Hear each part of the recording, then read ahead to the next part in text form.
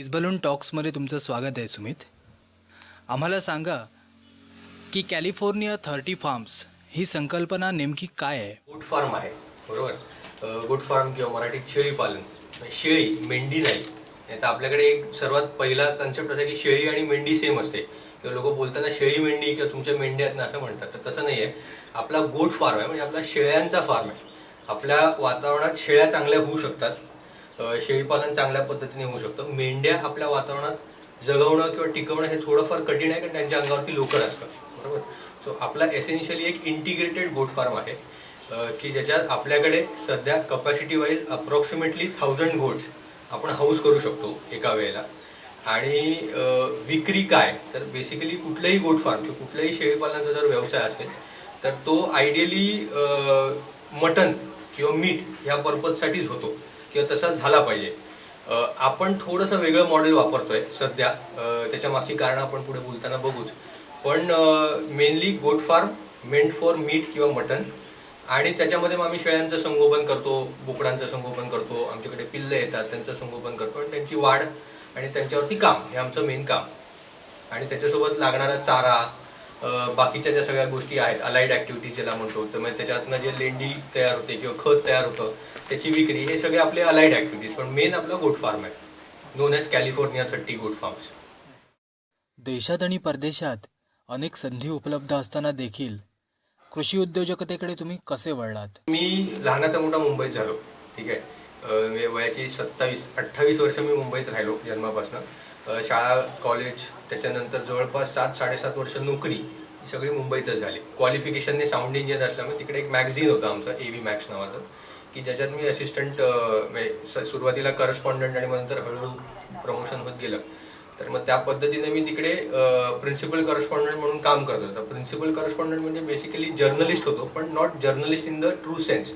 म्हणजे आमच्या विषयाच्या निगडीत जे काही इव्हेंट्स असायचे किंवा सेमिनार्स असायचे किंवा प्रेस लॉन्चेस असायचे, तर त्यासाठी आम्ही जायचो, ते कव्हर करायचो, आणि त्याच्यानंतर आमचं जे लिहिण्याचं काम असायचं तसं असायचं.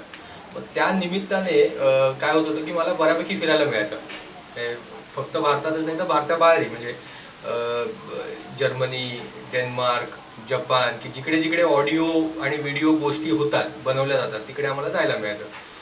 तर मग ते हे सगळं फिरताना बेसिकली मी बघत होतो की हे सगळे प्रगत देश आपण, म्हणजे फर्स्ट वर्ल्ड कंट्रीज किंवा डेव्हलप्ड कंट्रीज आपण त्यांना म्हणतो. तर ह्या कंट्रीजमध्ये एक मला मोठ्या एकदम काय म्हणतो आपण, डॉमिनंटली असं जाणवलं की ह्यांच्याकडे ना ॲग्रिकल्चर पण तेवढ्याच मोठ्या प्रमाणात होतं. म्हणजे आपण जर इंडस्ट्रीचा विचार केला तर 3 गोष्टी असतात. एक तर तुमचं मॅन्युफॅक्चरिंग होऊ शकतं एका ठिकाणी, किंवा सर्व्हिस जी म्हणतो आपण, सर्व्हिस इंडस्ट्री, ज्याच्यात इंडिया आता भरपूर मोठ्या प्रमाणात काम करत आहे, आणि थर्ड इज ॲग्रिकल्चर. आणि ह्या सगळ्या कंट्रीजमध्ये ह्या तिन्ही गोष्टींना इक्वल महत्त्व दिलेलं आहे. वेळेस आता जे आपण बघतो की इंडियामध्ये सर्व्हिस इंडस्ट्रीला सर्वात जास्त महत्त्व दिलं जात आहे. आता कुठेतरी मॅन्युफॅक्चरिंगला परत स्कोप मिळतोय. ॲग्रिकल्चर आपण लहानपणापासून आपल्या शाळेत ते सांगले की भारत हा शेतीप्रधान देश आहे, बरोबर. पण अनफॉर्च्युनेटली त्यातला शेतीप्रधान भाग जो आहे भारतातला ओव्हरऑल इकॉनॉमीमधला, तो आता कमी होत चाललाय कुठे ना कुठे. पण रिसोर्सेस आहेत आपल्याकडे भरपूर, ॲग्रिकल्चर वाईज भरपूर रिसोर्सेस आहेत. रुरल एरिया ज्याला आपण म्हणतो तो सर्वात जास्त आहे, भारतात अजूनही शहरं कमीच आहेत. सो मग त्यामुळे जेव्हा हे सगळं बघताना ते कुठे ना कुठे बॅक ऑफ द माइंड चालू होतं की काहीतरी करता यायला हवं ह्या ह्याच्यात. ऑब्व्हियसली ते असं कुठे म्हणजे स्वदेशसारखं काही वाटत नव्हतं की बाबा नाही म्हणजे परत गावी जायला पाहिजे वगैरे.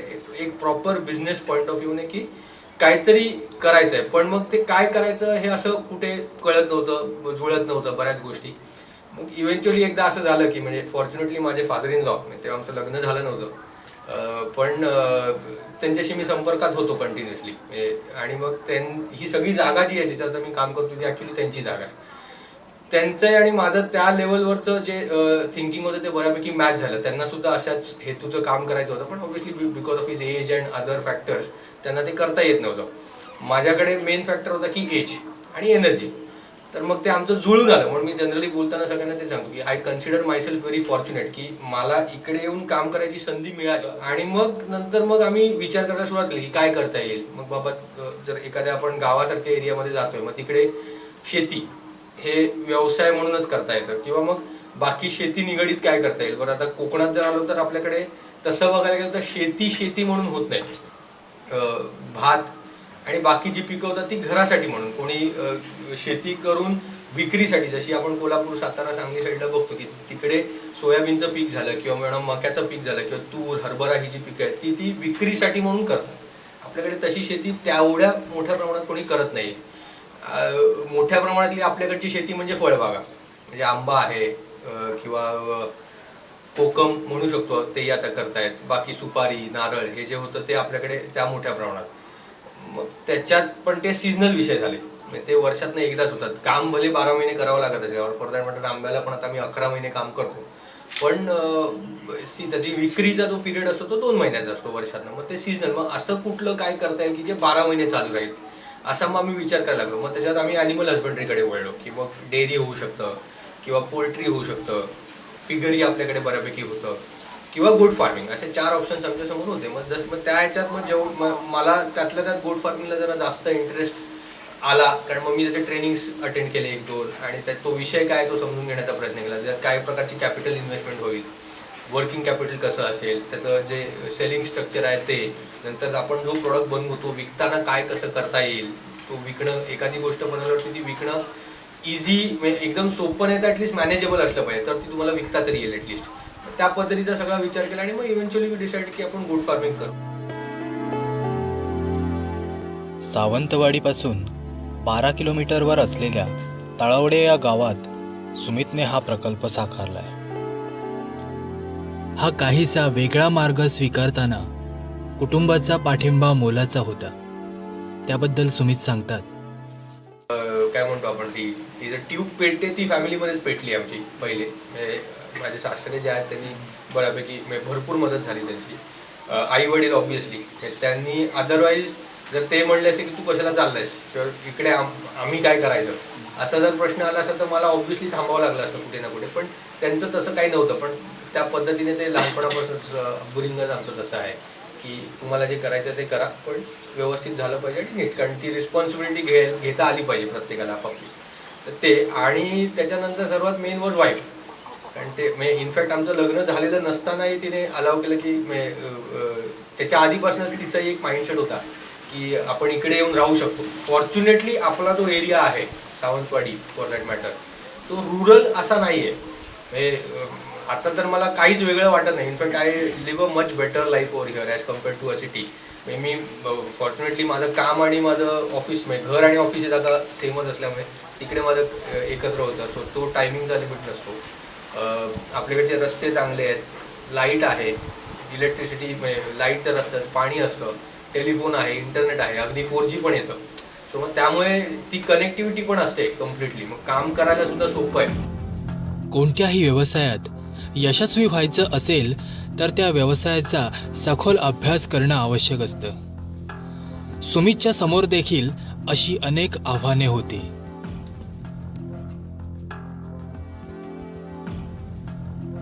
प्राण्यांचा व्यवसाय करताना, कुठलीही प्राणी, गाई करा किंवा पोल्ट्री करा, तुम्ही जेवढा लोकल प्राणी सांभाळाल तेवढं चांगलं असतं. म्हणजे त्याचं रेअरिंग तुमच्यापासून चांगलं होईल.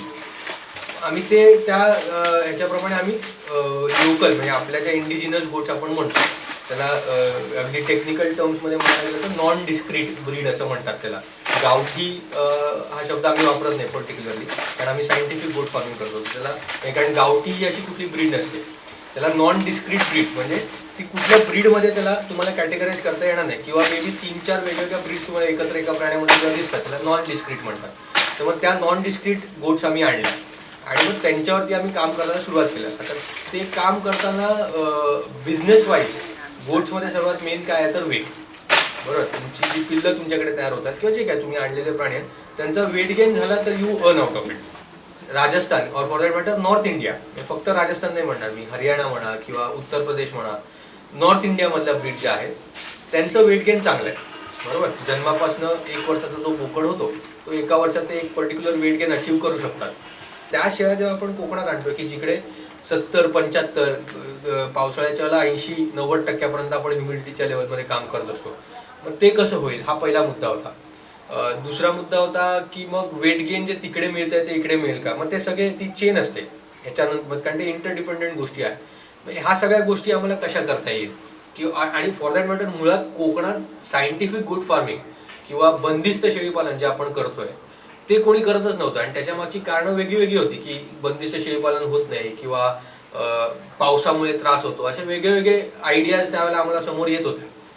मग हे आमचे मेन चॅलेंज होते की ह्याला ओव्हरकम कसं करायचं. मग ते आम्ही स्टेप बाय स्टेप करत गेलो मुळात की बाबा चला जर आपल्याला ह्युमिडिटीचा विषय आहे तर मग आम्ही असा प्रयत्न करतो अजूनही की जेवढं शक्य तेवढं कोरडं राहणीमान देतं. वातावरण तर मी कोरडं करू नाही शकत कारण त्याच्यात ते माझ्या हातात नाही आणि जर हातात असलं तरी खर्चिक गोष्ट आहे.